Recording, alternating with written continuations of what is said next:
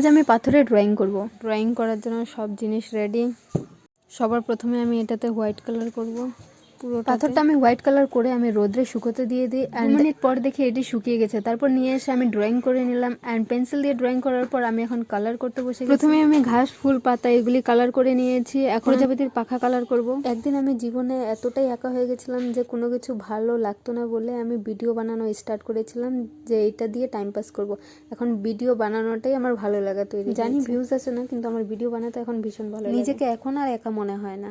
গল্প করতে করতে আমার এদিক দিয়ে কমপ্লিট হয়ে গেছে। আর এটা আমি ভাবছিলাম হোয়াইট জায়গাটার মধ্যে ব্লু কালার করব, কিন্তু পরে আর করলাম না। এখন তোমরাই বলো হোয়াইটটাতে বেশি ভালো লাগছে না ব্লু করে দিব। তোমাদের যদি আমার আর্টটা ভালো লাগে তাহলে লাইক করে একটা ফলো করে দাও, আর শেয়ার করে দাও, আর একটা কমেন্ট করে দাও। আর এটা রাখার জায়গা পাচ্ছিলাম না, তাই আমি অ্যাওয়ার্ডের এখানেই রেখে দিয়েছি। এখনের জন্য সবাইকে টাটা, দেখা হবে নেক্সট ভিডিওতে।